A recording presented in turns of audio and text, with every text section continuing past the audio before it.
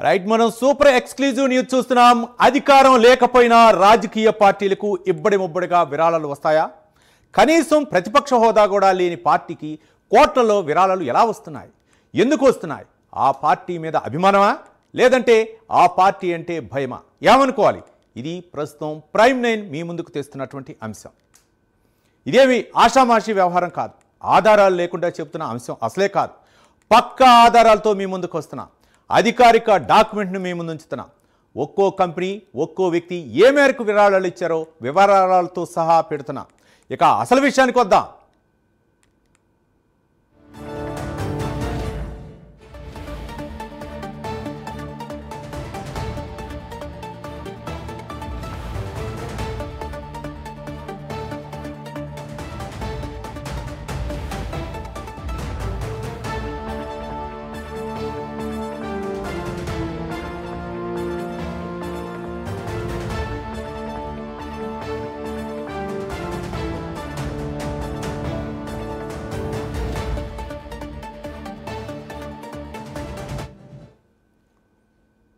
Right, మీకు screen మీద కనిపిస్తున్నటువంటి ఒక డాక్యుమెంట్ని అయితే చూపిస్తున్నాను. మొత్తానికి పక్క ఆధారాలతో సహా వైసీపీకి ఏ విధంగా విరాళాలు వచ్చాయి, మరో పక్క అధికారం కోల్పోయినా కూడా విరాళాల విషయంలో మాత్రం ముందంజలో ఉన్నట్లు తెలుస్తుంది. మొత్తానికి దాదాపు 140 కోట్ల రూపాయలు విరాళాలు వచ్చినట్లు తెలుస్తుంది. దీనిపైనే మొత్తానికి ప్రైమ్ 9 సేకరించినటువంటి ఆ వివరాలన్నీ కూడా మీ ముందుంచుతున్నాం. ఒకసారి స్క్రీన్ మీద మనం చూద్దాం. మొత్తానికి వైసీపీకి అంటే అధికారం కోల్పోయాక దాదాపు సంవత్సరాల కాలంలో అధికారం కోల్పోయిన తర్వాత ప్రతిపక్ష హోదా కూడా లేనటువంటి వైసీపీకి ఇన్ని విరాళాలు వచ్చాయనే ఇప్పుడు $1 మిలియన్ ప్రశ్న. అంటే ఓ పక్క అధికారంలో ఉంది అంటే ఏవైనా సరే కాంట్రాక్టుల పేరు మీద అవ్వచ్చు, లేకపోతే ఏవైనా సరే టెండర్ల విషయంలో అవ్వచ్చు, దానికి ఇబ్బడి ముబ్బడిగా వచ్చే ఉంటుంది. లేకపోతే సహజ వనరులు అవ్వచ్చు, లేకపోతే మద్యం టెండర్లు అవ్వచ్చు, ఈ విధంగా ఇబ్బడిమిబ్బడిగా వచ్చేటటువంటి అవకాశాలు ఉన్నాయి డబ్బులు. కానీ ఇప్పుడు అధికారం కోల్పోయింది. సంవత్సరంన్నర కాలం నుంచి కూడా ప్రతిపక్ష హోదా కూడా లేకుండా ఉన్నటువంటి పార్టీకి దాదాపు 140 కోట్ల రూపాయలు ఆదాయం ఏ విధంగా వచ్చింది మనం చూస్తున్నాం. స్క్రీన్ మీద కనిపిస్తున్నటువంటి డాక్యుమెంట్ను ఒకసారి పరిశీలిస్తే ఆంధ్రప్రదేశ్లో అధికారం కోల్పోయిన తర్వాత కూడా వైఎస్ఆర్ కాంగ్రెస్ పార్టీకి 2024-25 ఆర్థిక సంవత్సరంలో ఆదాయం బాగా పెరిగింది. 2024-25 ఆర్థిక సంవత్సరంలో వైసీపీకి 140 కోట్ల 3 లక్షల రూపాయలు విరాళాలు వచ్చాయి. ఆ వివరాలు ఒకసారి చూద్దాం. ఒక్కో ప్రూడెంట్ ఎలక్ట్రల్ ట్రస్ట్ ద్వారా 98 కోట్ల రూపాయల విరాళాలు, అలాగే 1.75 లక్షల చొప్పున విరాళాలు ఇచ్చిన వైసీపీ నేతలు, 10 కోట్ల రూపాయలు విరాళంగా ఇచ్చిన చైతన్య విద్యా సంస్థల అనుబంధ వర్సిటీ ఎడ్యుకేషన్ మేనేజ్మెంట్. మొత్తానికి చూసుకున్నట్లయితే ఒక్కొక్క కంపెనీ నుంచి అయితే మాత్రం వైసీపీకి భారీగా విరాళాలు వచ్చి ఎందుకు వచ్చాయి ఏంటి అంటే పార్టీ మీద భయమా లేకపోతే ఏంటి గత ప్రభుత్వ హయాంలో చేసినటువంటి ఏవైతే ఆమ్యామ్యాలు ఉన్నాయో వాటిపైనే అంటే తప్పించుకోవటం కోసం ఆ సంస్థలు ఇచ్చినాయా లేకపోతే భయపడి ఇచ్చినాయా అనేది మనకిప్పుడు మొత్తం తేలాల్సి ఉంది. దీనిపైనే విశ్లేషణను మా ప్రైమ్ 9 ఎడిటర్ రాజు అందిస్తారు.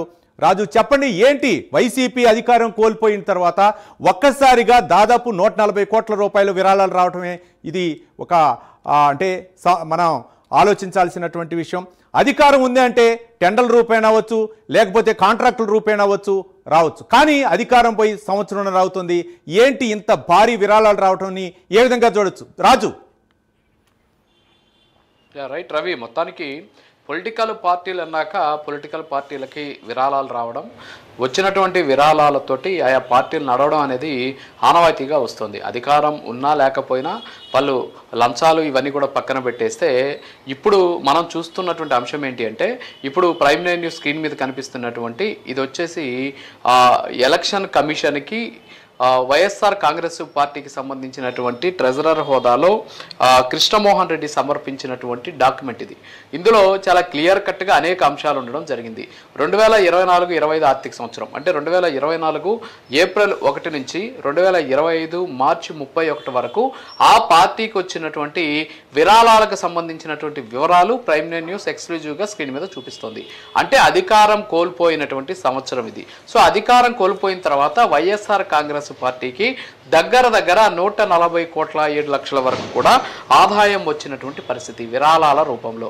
అసలు అధికారంలో ఉన్నప్పుడైతే ఓకే, అధికారంలో ఉన్నటువంటి పార్టీ, ఆ పార్టీకి సంబంధించినటువంటి అధికారులు కావచ్చు, అంతేకాకుండా ప్రభుత్వం మన మీద మంచి దృష్టి ఉండాలి, లేకపోతే చూపు ఉండాలి అనేటటువంటి ఉద్దేశంతో, వాళ్ళ కరుణ ఉండాలి అనే ఉద్దేశంతో చాలామంది విరాళాలు ఇస్తూ ఉంటారు. అలాంటి సందర్భంలో అధికారం కోల్పోయినా కనీసం ప్రతిపక్ష హోదా కూడా రాకుండా 11 సీట్లకే పరిమితమైనటువంటి వైఎస్ఆర్ కాంగ్రెస్ పార్టీకి దాదాపు 140 కోట్ల రూపాయల వరకు విరాళాలు వచ్చాయి. ఈ విరాళాలు రావడం వెనకున్నటువంటి ఆంతర్యం ఏంటి? ఫర్ ఎగ్జాంపుల్ మనం చూస్తే బీఆర్ఎస్ పార్టీ ఉంది. ఈ బీఆర్ఎస్ పార్టీని కానీ చూసుకున్నట్లయితే, ఈ బీఆర్ఎస్ పార్టీ ఏదైతే ఉందో భారత రాష్ట్ర సమితి, దీనికి సంబంధించి అధికారంలో ఉన్నటువంటి సందర్భంలో ఆ పార్టీకి వచ్చినటువంటి ఆదాయం ఎంత అంటే 580 కోట్లు వచ్చింది. అంటే ఆ పార్టీ అధికారంలో ఉన్నటువంటి సందర్భంలో వచ్చినటువంటి విరాళాలు 580 కోట్లు. అధికారం కోల్పోయిన తర్వాత అంటే 2024-25 సంవత్సరం నాటికి ఆ పార్టీకి వచ్చినటువంటి విరాళాలు ఎంత అంటే కేవలం 15 కోట్లు మాత్రమే.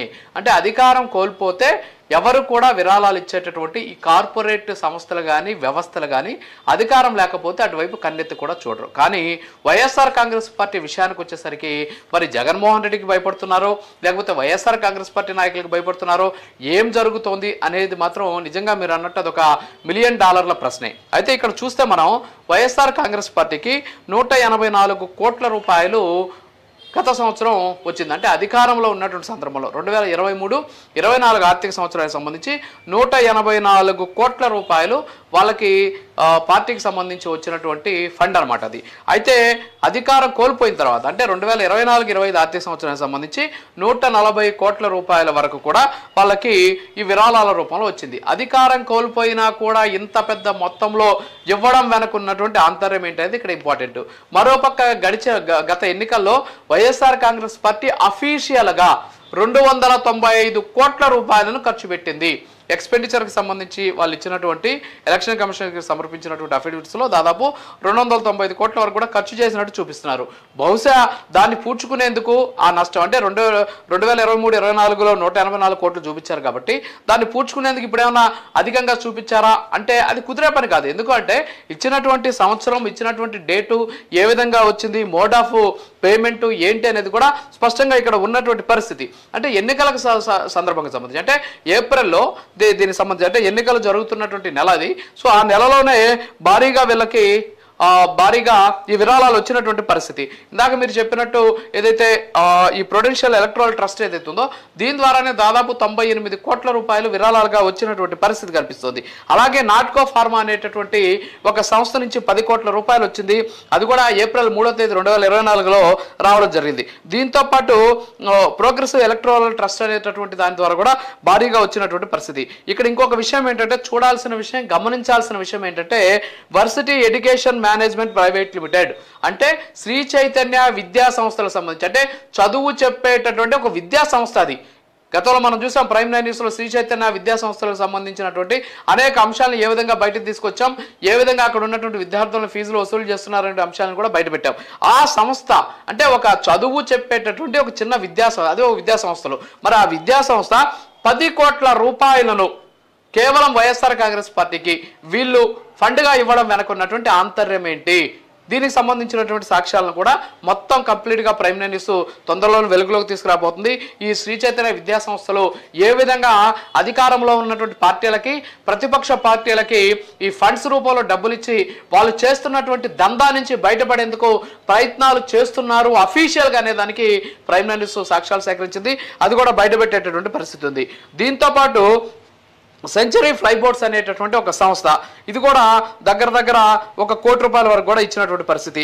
అలాగే ఇండాగ్రో ఫుడ్స్ ప్రైవేట్ లిమిటెడ్ అది కూడా $1 కోటి ఇచ్చినటువంటి పరిస్థితి. అలాగే అగ్రికామ్ ఫుడ్స్ ప్రైవేట్ లిమిటెడ్ అది కూడా $1 కోటి ఇచ్చినటువంటి పరిస్థితి కనిపిస్తోంది. దీంతో పాటు ఆ పార్టీకి సంబంధించినటువంటి ఎమ్మెల్యేలు అంటే ఇక్కడ ఈ లెక్కలు చూస్తుంటే ఎంత తమాషాగా ఉంది అంటే పెద్ద ఎమ్మెల్యేలు కూడా, ఫర్ ఎగ్జాంపుల్ మిథున్ రెడ్డి ఉన్నారు. మిథున్ రెడ్డి 7 లక్షలు ఇచ్చాడట పార్టీకి ఫండ్గా. అలాగే ఉమ్మారెడ్డి వెంకటేశ్వర్లు 1,75,000 ఇచ్చారు. అలాగే కొయ్య మోషిస్ బాబు ఆయన 1,75,000 ఇచ్చాడు. అలాగే తలసిల్ రఘురామ్ ఆయన 1,75,000.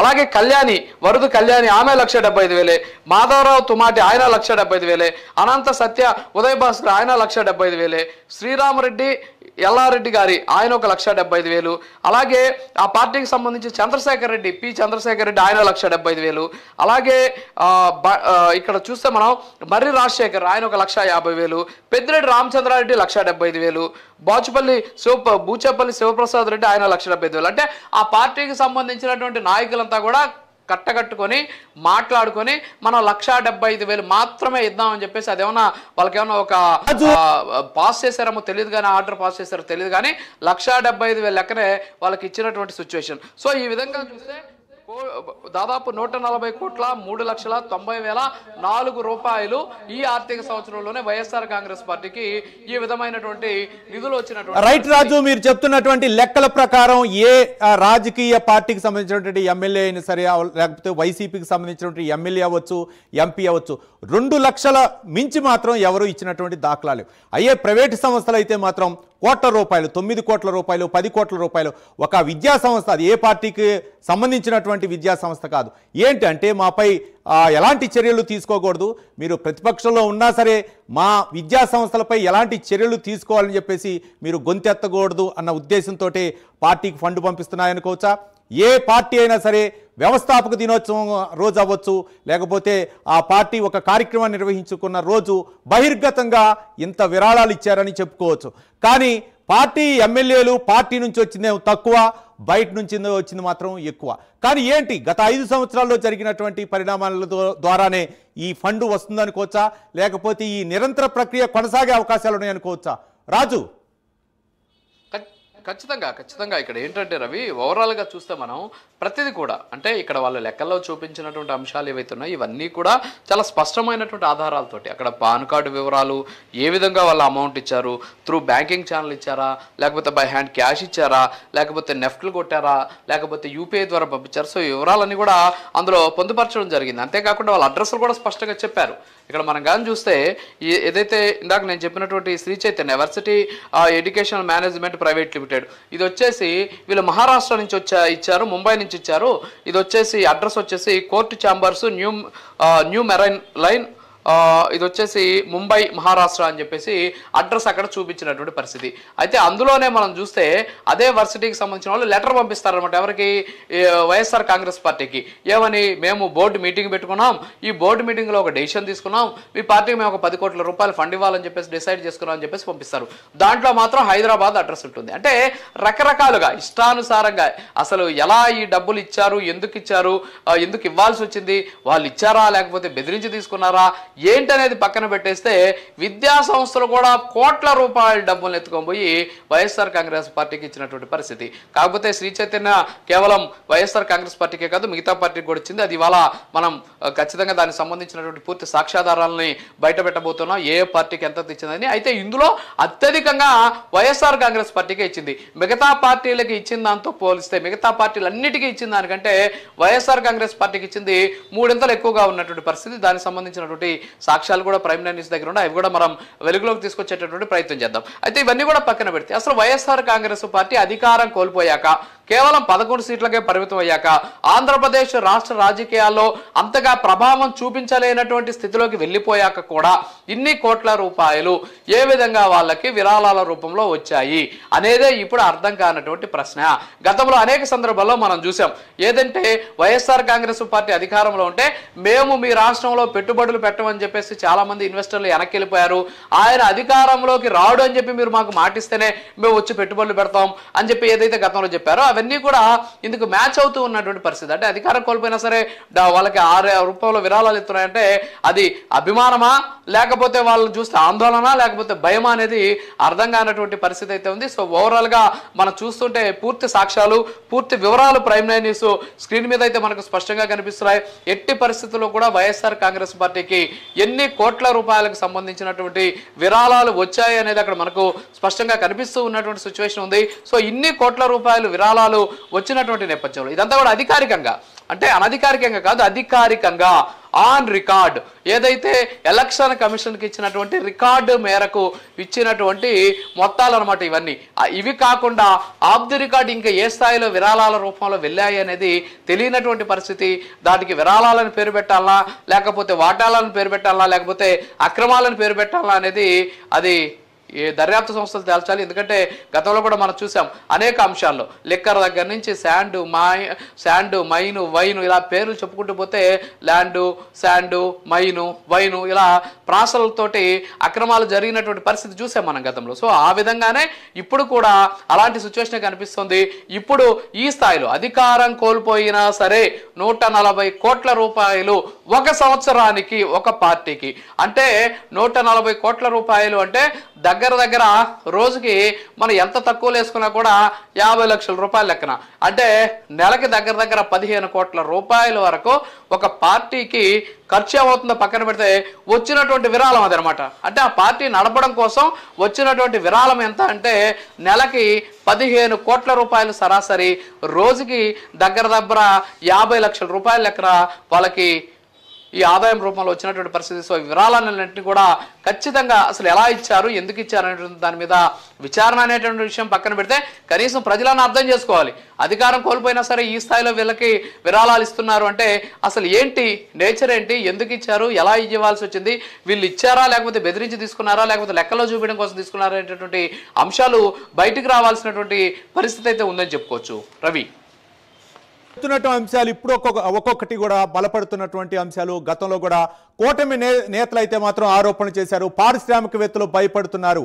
ఉదాహరణకు కియా కంపెనీ అవ్వచ్చు, అమర్ రాజా కంపెనీ అవ్వచ్చు, ఇవన్నీ కూడా వెళ్ళిపోయే పరిస్థితి వచ్చింది. పక్క రాష్ట్రాల్లో తెలంగాణలో పెట్టుబడులు పెట్టినటువంటి పరిస్థితిని కూడా మనం చూసాం అమర్ రాజా కంపెనీ. అయితే పారిశ్రామికవేత్తల సదస్సులో అవ్వచ్చు, లేకపోతే అంటే ఒక విధంగా చెప్పండి సిఐఏ సదస్సులో అవ్వచ్చు, ముఖ్యమంత్రి చంద్రబాబు నాయుడు చెప్పారు మరొక్కసారి బూచి వస్తే ఏంటి మా పరిస్థితి అనే విధంగా కొన్ని అంశాలు కూడా తెరపైకి తెచ్చారు.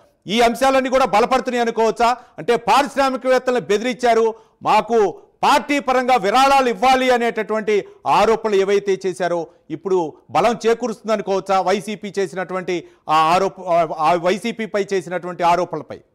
రాజు, ఖచ్చితంగా రవి, ఎందుకంటే ఇప్పుడు మనం చూస్తున్న పరిస్థితి, సో మనం చూస్తున్నటువంటి సిచ్యువేషన్ బట్టి చూస్తూ ఉంటే ఖచ్చితంగా ఏదైతే గతంలో పారిశ్రామికంగా చెప్పినటువంటి అంశాలు ఉన్నాయో, పారిశ్రామికవేత్తలు కావచ్చు అలాగే ఇన్వెస్టర్స్ కావచ్చు, సో వీళ్ళు చెప్పినటువంటి అంశాలు ఏవైతే ఉన్నాయో వీటన్నిటి కూడా ఖచ్చితంగా ఇక్కడ పరిగణలోకి తీసుకోవాలి మనం. ఎందుకంటే గతంలో అనేక సందర్భాల్లో కూడా వచ్చేటటువంటి పారిశ్రామికవేత్తలంతా కూడా భయపడినటువంటి పరిస్థితి ఉంది మనకు. ఎందుకు ఆ విషయం అంటున్నామంటే మీరు చెప్పినట్టు చంద్రబాబు నాయుడు ఇన్వెస్టర్స్కి సంబంధించినటువంటి సమ్మిట్లో కూడా ఇదే అంశాన్ని ఆయన చాలా స్పష్టంగా చెప్పడం జరిగింది.